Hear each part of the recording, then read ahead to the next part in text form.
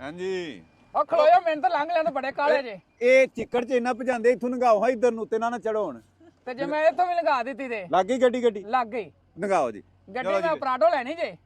ਪਰਾਡੋ ਮਤਲਬ ਬਾਅਦ ਕੋ ਡਾਲਾ ਇਹ ਵੀ ਮੈਂ ਲੈ ਜਾਣੀ ਜੀ ਫਿਰ ਆਹੋ ਲੈ ਜਾਣਾ ਚਲੋ ਜੀ ਚਲੋ ਜੀ ਲਓ ਪਤਾ ਲੱਗ ਗਿਆ ਐਂ ਕਰੋ ਜੀ ਤੁਸੀਂ ਤੇ ਬੰਪਰ ਵੀ ਹੁਣ ਟੁੱਟਦਾ ਟੁੱਟੇ ਓਏ ਇਹ ਵੇਖਣਾ ਲੰਘ ਗਈ ਏ ਅੱਗੇ ਚਿੱਕੜ ਸੀ ਇਹ ਸੁੱਕਾ ਚਿੱਕੜ ਆ ਵੇਖਣਾ ਲੰਘ ਉਹ ਗਈ ਵੇਖੀ ਉਹ ਭਾਈ ਇਹ ਭਾਰਾ ਹੈ। ਹਾਂਜੀ ਆ ਲੰਘੀ ਪੰਜਾਬ ਸਾਹਿਬ ਉਹ ਗੱਡੀ ਹਰ ਗਏ ਜੇ ਸ਼ੇਰਾਂ ਦੇ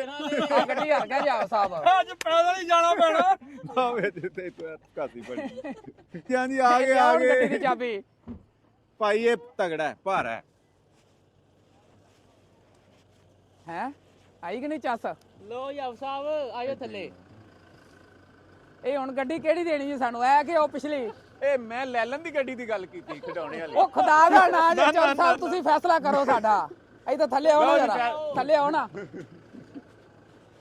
ਇੱਧਰ ਬੁਲਾ ਲਓ ਜੀ ਸਾਰੇ ਚਲ ਸਭ ਕੋ ਗੱਡੀ ਇੱਧਰ ਆਓ ਨਾ ਜਰਾ ਇਹ ਸਾਰੇ ਗੱਲ ਹੋਈ ਸੀ ਕਿ ਜਿਹੜੀ ਇਹ ਵੱਡੀ ਇਹ ਦੇਣੀ ਉਹ ਆਂਦੇ ਨੇ ਹੁਣ ਇਹ ਲੈਲਨ ਦੀ ਗੱਡੀ ਦੀ ਗੱਲ ਹੋਈ ਗੱਲ ਪਰਾਡੋ ਦੀ ਹੋਈ ਹੈ ਨਾ ਆਹੋ ਲੈ ਕੇ ਆਏ ਹੋ ਨਹੀਂ ਇਹ ਤੇ ਗੱਲ ਹੀ ਨਹੀਂ ਹੋਈ